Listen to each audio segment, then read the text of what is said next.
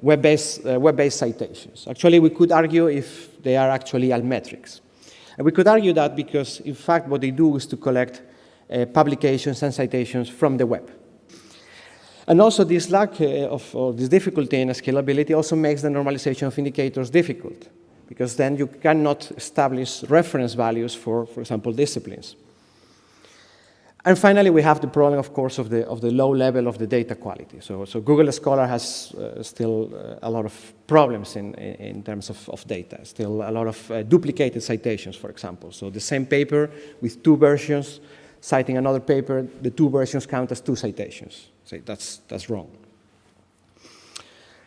But in any case, of course, we have to take, so these tools are important. So more and more policymakers are paying attention to them. And many times, a typical question is why you don't do the study in Google Scholar?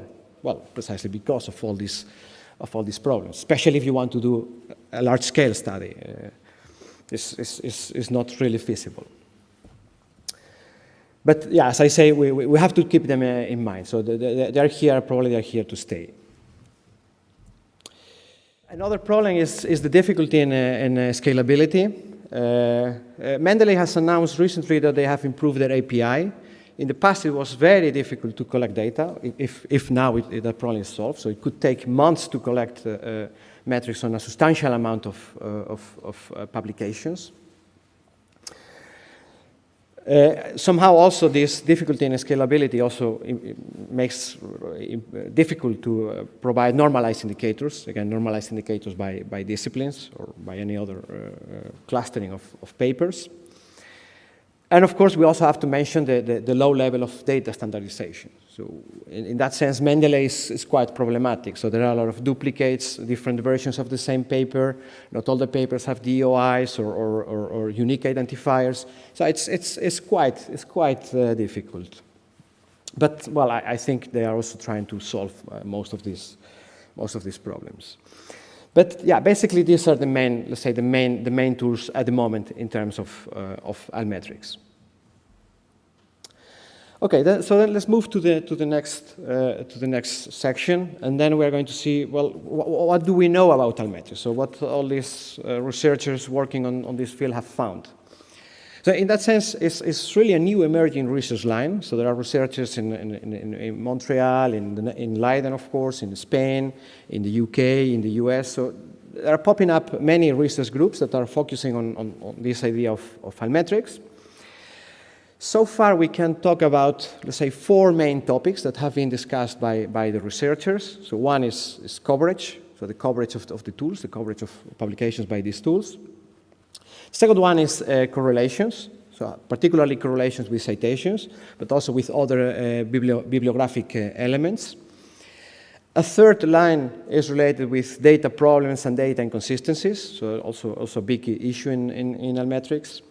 And finally, the content and meaning. So what do these metrics mean? What they can tell us? But I might say, at the moment, we have many more unanswered questions than answered questions. So in a way, it's really something that we have to develop further. In any case, let's start with some of the results in terms of coverage. So we did this study recently. And basically, we look at a random sample of publications from the Web of Science, 20,000 publications from the Web of Science, and we search metrics in impact story. We also consider a relatively large period of time, so from 2005 to 2011. And basically, here you have the main results. So in this first table, what is telling us is that the main altmetric player is Mendeley. So Mendeley is let's say, the king of altmetrics. He's the one that covers more papers, more than any other. So tweets, Facebook have really a much smaller presence, coverage of publications. In fact, what we find many times is that to have altmetrics, it's actually better to have shorter titles and shorter papers. So there is a much better coverage of this type of publications. But in a way, it's also an indication of what type of content is covered by these tools, by Twitter or Facebook. Then we have the problems of data problems. So on the one hand, we have the problems of inconsistencies across data sources. So for example, we did a simultaneous data collection from PLOS ONE, Almetric.com, and Mendeley. So we searched for the same set of publications exactly the same day and the same time. And we have found that there are different counts depending who is giving you the count. So, but the problem is we cannot find a clear systematic explanation for those differences. So it's not that one has always more and some other has less. No, it's sometimes one of them have more, sometimes less. So we couldn't really find a clear explanation. Also, another colleague has found that when you use Mendeley itself alone, and you search for publications